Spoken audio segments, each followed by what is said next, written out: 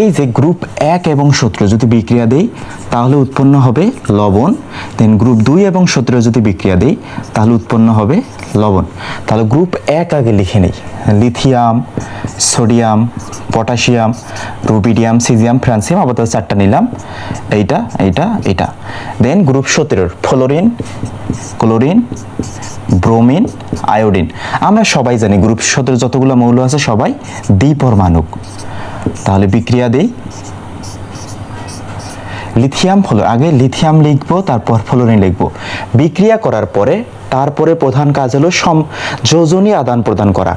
এটা লিথিয়াম হচ্ছে গ্রুপ 1 এর মৌল, এর যোজনী হচ্ছে 1 একে দিল, আর এর যোজনী 1 একে দিল। 1 অবশ্য লিখতে হয় না, কিন্তু দিতে হয়।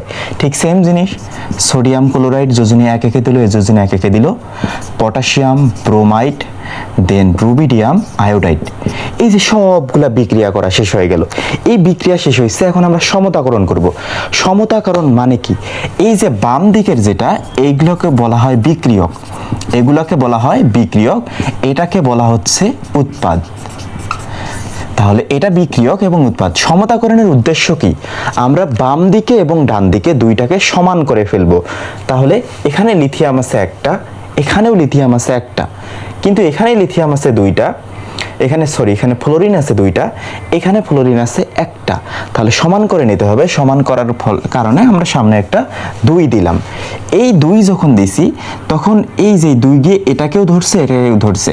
তাহলে 2টা লিথিয়াম, 2টা ফ্লোরিন, ফ্লোরিন 2টাকে সমান করতে গিয়ে 2টা ফ্লোরিন সমান করছে, কিন্তু লিথিয়ামও 2টা হয়ে গেছে, কিন্তু এখানে লিথিয়াম কয়টা?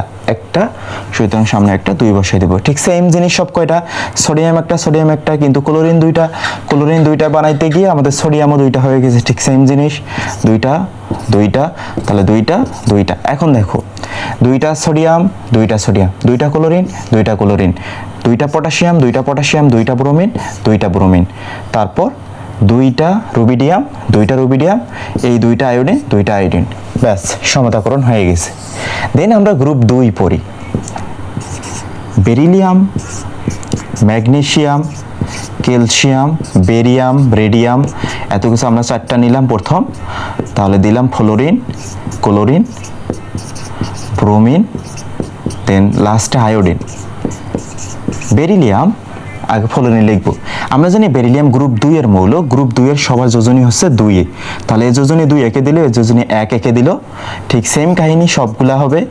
ম্যাগনেসিয়াম ক্লোরাইড, এর যোজনী 2 একে দিল, এর যোজনী 1 একে দিল। দেন ক্যালসিয়াম ব্রোমাইড, এর যোজনী 2 একে দিল, এর যোজনী 1 একে দিল। বেরিয়াম আয়োডাইড, এর যোজনী 2 একে দিল, এর যোজনী 1 একে দিল।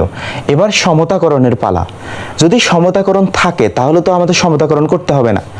এই যে বেরিলিয়াম এখানে একটা, এখানেও একটা, লক, এখানে একটা বেরিলিয়াম, এখানে একটা বেরিলিয়াম, এখানে 2টা ফ্লোরিন, এখানে 2টা ফ্লোরিন, তার মানে এটা সমতাকরণ করাই আছে, এটা করতে হবে না। ম্যাগনেসিয়াম একটা, ক্লোরিন 2টা, সমতাকরণ করা আছে। ক্যালসিয়াম একটা, ব্রোমিন 2টা, সমতাকরণ করা আছে। বেরিয়াম একটা, আয়োডিন 2টা, ব্যাস সমতাকরণ করাই আছে। আমরা আরেকটা জিনিস দেখি, N2 প্লাস